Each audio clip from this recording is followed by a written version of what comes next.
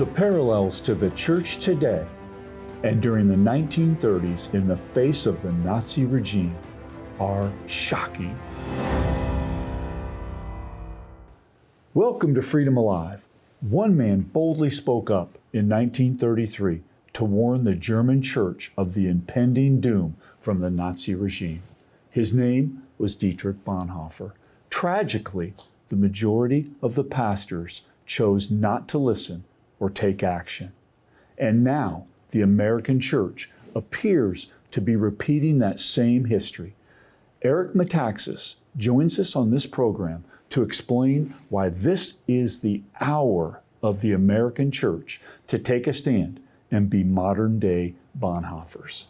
I'm thankful to again be joined by co-host Matt Staver from Liberty Counsel. And Matt, it is tragic that only 1/6 of pastors chose to stand boldly against the actions of the Nazis. Only 1/6.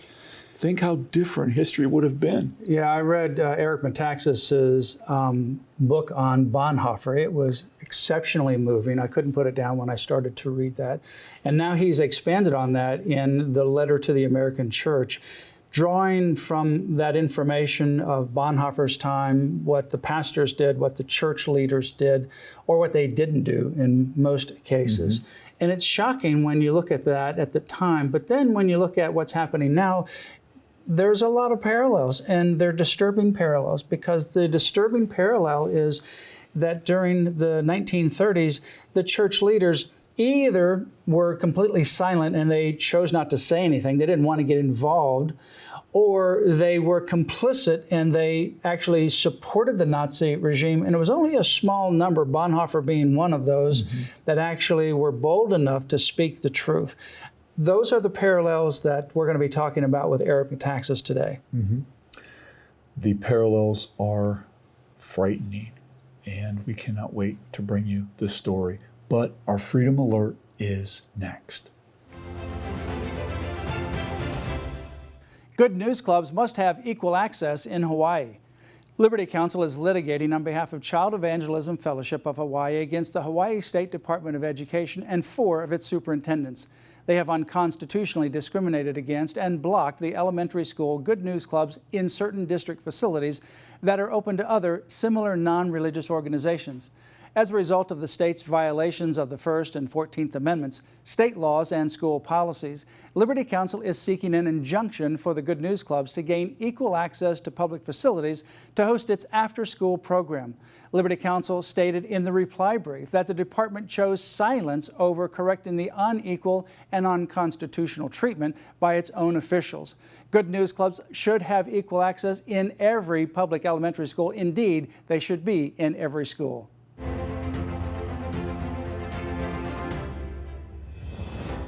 Up next, Matt's interview with Eric Metaxas.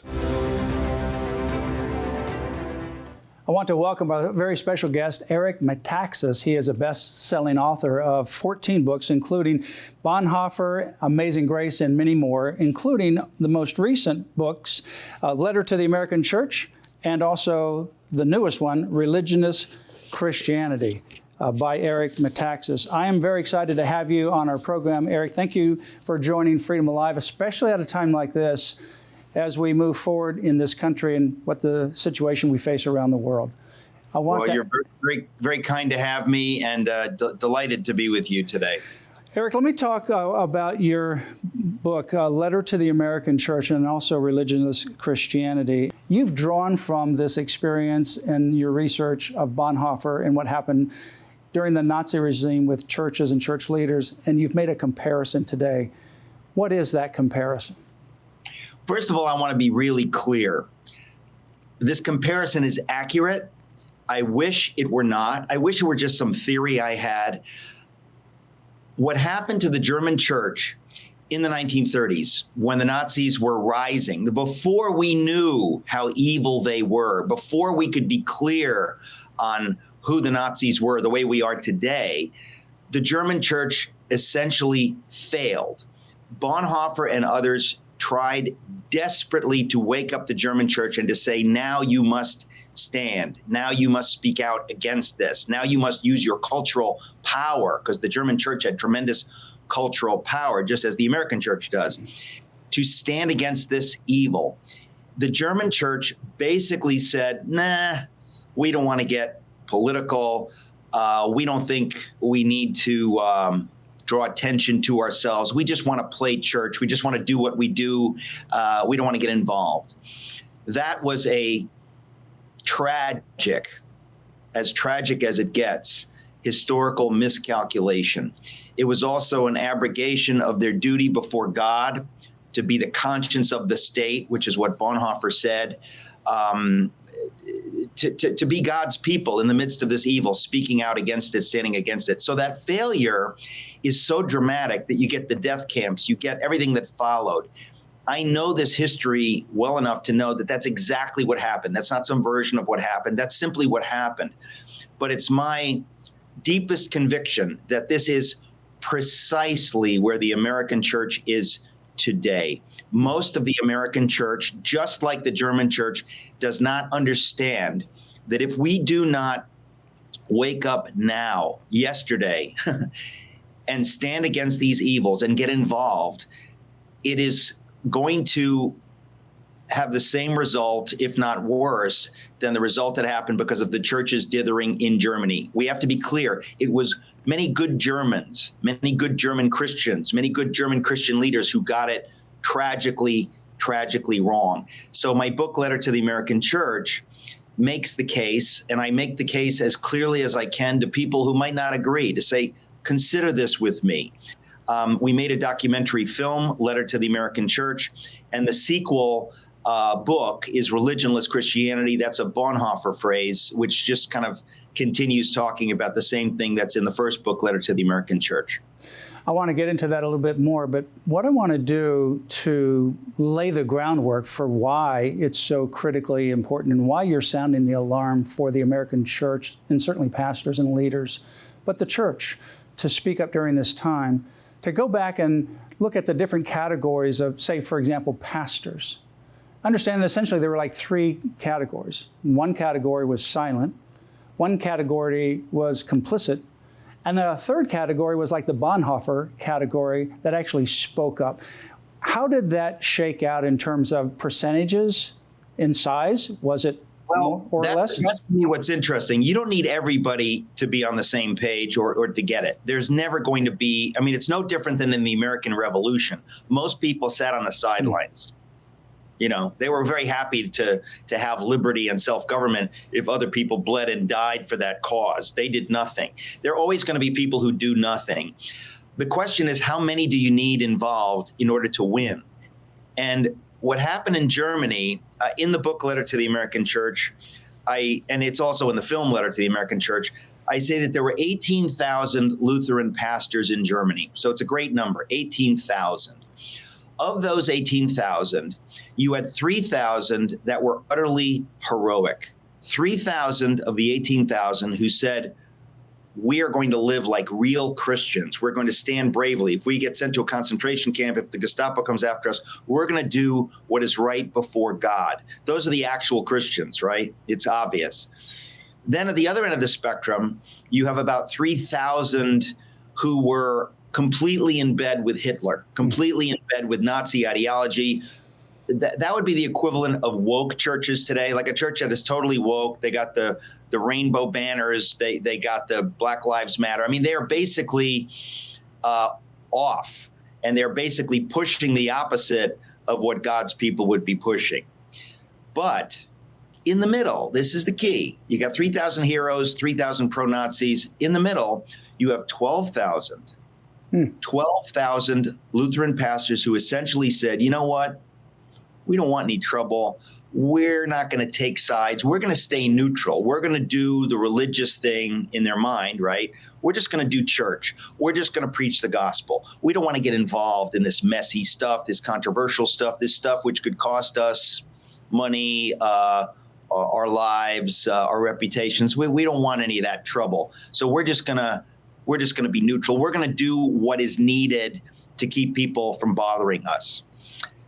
That, to my mind, those 12,000 were guilty by doing nothing, by not joining the 3,000 heroes. They were guilty of opening the door to hell on earth, to satanic evil in that time. If any number of them would have stood, remember, it doesn't have to be all those 12,000, but if any number of them, we don't know the number, but let's say 3,000 of that 12,000 had joined the 3,000 heroes, 4,000, something like that would have tipped the scales. It would have made it possible for the church to stand heroically against the satanic evil that was pushed by the Nazis very gradually. That's the key, right? In other words, that the evils that come, they don't want to wake up the church. They want the church to keep sleeping, keep sleeping. We're just going to, every day, we're going to take a little more ground, a little more ground.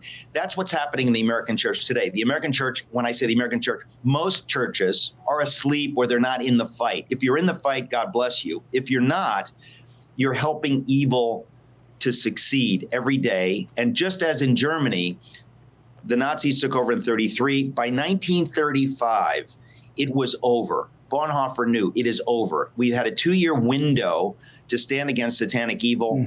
We failed. In America, we're about at that point. If we don't, between now and November, if we don't take this seriously and understand that we're in an existential crisis, it is game over, not just for the American church, but for America, for liberty. If we don't stand against the evil that we see on every front, we are going down the path that the German church went down. And the reason I wrote the book, Letter to the American Church, is to make it clear that this is not, some theory. You read the book. It's the shortest book I ever wrote.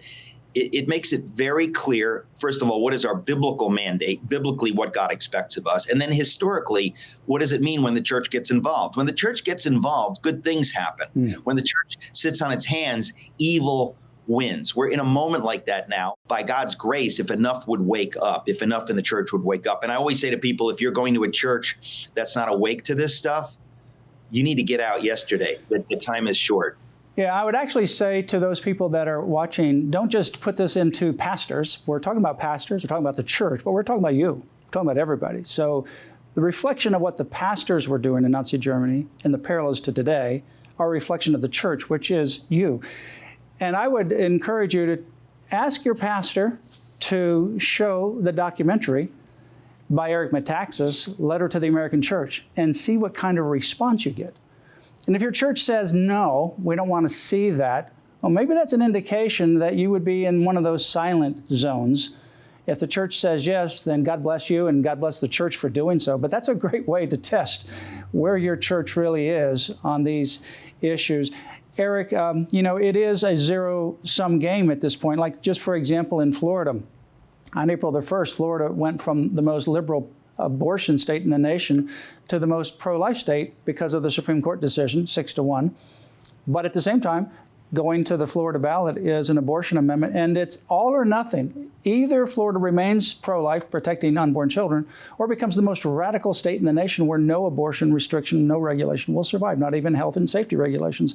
That's one of many, including our leaders, reasons why the church needs to wake up. Eric, what are some of the reasons, the objections, the excuses that you've seen both then and now people use to say, well, I'm part of that 12,000. I just need to preach the gospel and just be silent, just focus on the gospel. And that's why I wrote Letter to the American Church, just how people got it wrong in Germany. It's exactly the same way that Americans are getting it wrong today. It's exactly the same. The excuses are exactly the same. And let me be real clear, since we don't have a lot of time. People say, oh, we have a different point of view. Yeah, you have Satan's point of view. It's religious. It sounds great. You're quoting Romans 13. But let me tell you, the devil wants churches to be silent. The devil wants churches to be silent just for a few more minutes until these evil forces, authoritarian forces in America, the enemies of liberty, can take control and crush the voices of the church, the voice of the church. So if you're going to a church that basically says, well, we just preach the gospel, I'm here to say that is not biblical. That is a lie from the pit of hell, that you're supposed to just preach the gospel. That's a lie. You're supposed to make disciples. when you do that, you understand that evangelism is just the first thing. Somebody crosses the line. What line have they crossed when they get saved? They've just crossed the starting line. You're not done. You've crossed the starting line. Now you get to be in the game, and you get to represent God's purposes in history. The Lord has not translated you out to go to heaven the minute you're saved. No, now you have work to do.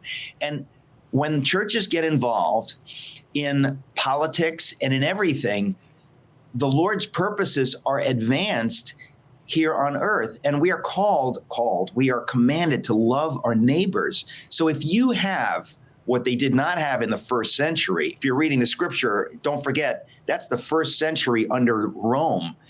Today, we've been given the gift of self-government, of liberty, that we're not only able to advocate for God's principles and purposes, but we're obliged to do that. Patriots have died so that we could do the right thing.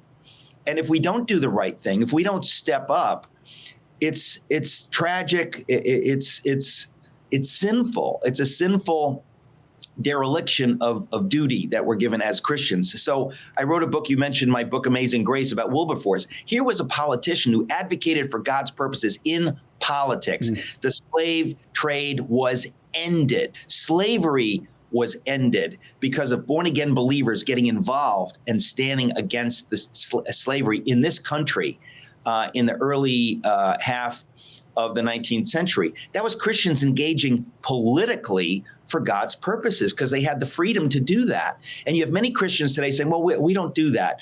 Or you have people that are the enemies of biblical values calling it Christian nationalism, right? Yeah. Just like, George Washington, Abraham Lincoln, they were Christian nationalists. They actually believed that our rights come from God and that we have this privilege of living out our faith in America. What a wonderful thing. So there are many people that have bought these lies from the left and from the mushy middle. And I just want to be real clear. If you read Letter to the American Church, this is written for people who wouldn't necessarily agree. This is not red meat. This is meant to reason. Is this biblical, or is this just somebody's idea? If it's not biblical, throw it in the garbage. That's what I say. And the reason I wrote the sequel, which is Religionless Christianity, is really to show more of how this happened in Germany in the 30s, to explain how good people got it wrong. And by the time they repented, it was too late. You know, you can repent. It can be too late, right? In other words, you repent for your soul. Maybe it's not too late. But in terms of the effect, Germany was taken over by evil. They didn't get it back. That once they failed when they had an opening, it was over. If the enemy wants the church just to keep sleeping a few more minutes, that's where we are in America today. And the reason I wrote these two books and we made the film is to wake up the church before it's too late. We're at the end of the end. If you're going to a church that's not taking this seriously, I beg you to get out, or give your pastor the book and ask him to show the film. The film is free to churches, free. If you want to watch it, obviously you got to pay a nominal fee. The website is lettertotheamericanchurch.com. I hope everybody listening to this will go to the website lettertotheamericanchurch.com. But if you go to lettertotheamericanchurch.com, you can watch the film, you can buy the DVD. But if your church is not interested in this, if your pastor is not on the same page, for the sake of your soul, I ask you to get out of that church, because we're in that kind of a war. We don't have 5 years. Yeah, I just was talking to Holly in our office, and she was mentioning that someone that we know asked their pastor if they would show that documentary, and the pastor declined. So that's the kind of thing, I think that's the thermometer, if you will. Go to, letterstotheamericanchurch.com or lettertotheamericanchurch.com, lettertotheamericanchurch.com, and send it to your pastor. Tell him or her, tell the leaders you would want that to be shown. Could you show that in the church? Could you do it on a Sunday evening, Wednesday evening, whatever time it is? Can you do that in the church? It's a great documentary to do in your church. And find out what the pastor says. Maybe sit down with the pastor. But if the pastor refuses after seeing what this is about, then, as Eric says, find another church, because you're complicit. You're complicit in actually condoning that kind of silence. Eric, what do you see happening for the future if the church doesn't wake up? Well, it's very interesting, because what you just said is what I say everywhere I go, is that if you're in a church like this that is not in this war, that is not speaking against the evils that are happening all around us, that are affecting your neighbors, that God commanded you to love. If you're just saying, well, no, we just do church, we just preach the gospel, you are complicit. So let's think about what happened. You said, what's going to happen in America? Let's think about what happened in Germany. There were churches, okay? They were so holy, so religious, that they thought, we're just going to sing hymns to Jesus while the Jews are being carted in boxcars to their deaths. We're not going to look at that. We're just going to do what we want to do, which is this religious thing. And what makes it diabolical is it looks so holy, right? Oh, look at them. They're singing hymns to Jesus. Yeah, well, guess what? Bonhoeffer said that if you're not speaking out for the Jews, hey, Christian, if you're not speaking out for the Jews, you have no right to be singing praises to God. Why are you doing that? God called you to speak up for those that are being crushed and destroyed, and you're saying nothing. You say, it's not my job. That's what many German churches did. They said, we're just going to do church. It looks so pious and so holy. It is effectively evil. That's what's so diabolical. Something that looks holy and religious is actually evil at work. They refuse to do what God called them to do. If you're going to a church like that today, that's we just have a nice Sunday service, we just talk about Jesus, but you're not living it out, I'm here to tell you that that's complicity with evil. And that is basically where we are in the American church. There are tons of people going to churches like that, and they say, we just don't get involved in that. And I want to know why, because God's going to hold us accountable. There are people whose lives are being destroyed by fentanyl coming over. We don't have a border on the south. That's a moral issue. We have sex trafficking going on. We have gangs down there, bloodthirsty gangs controlling our border, destroying lives, raping children and women. You don't want to get involved? Transgender is a satanic lie. Children are being abused by being confronted with these confusing ideas, little children in schools. Kids are being taken away from their own parents. This happened in Indiana because the parents would not go along with the loony gender confusion. If you don't care about that, you're looking away from what God has called you to do. We've got to get in the game. And I really do believe that if a few more in the church will wake up, somebody listening to this right now, you could be the tipping point. But we have to understand how late the hour is, because what happened in Germany, once the church failed, about 1935, it was over. When you woke up after that, it was like, oh, it's nice you woke up, but guess what? There's nothing you can do now. Last year was about the last chance. It gets harder and harder.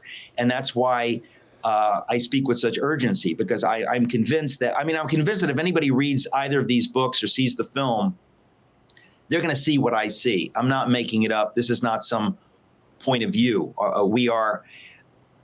There's no doubt about it. We're going to lose the nation, just as Germany was lost to Hitler and to pure evil at a certain date, because the church waited, because the church dithered, because the church said, well, we don't want to get involved. We'll just let those hotheads over there get involved, but we're just going to do church. It doesn't go well for you if you are not in the fight. If you stand on the sidelines, eventually evil will come for you. So the Lord calls us to fight, and he will be with us in the fight, but he will not force us to fight. If we want to do nothing, he will allow us to do nothing and reap the results, which is a horror when you think about what happened in Germany.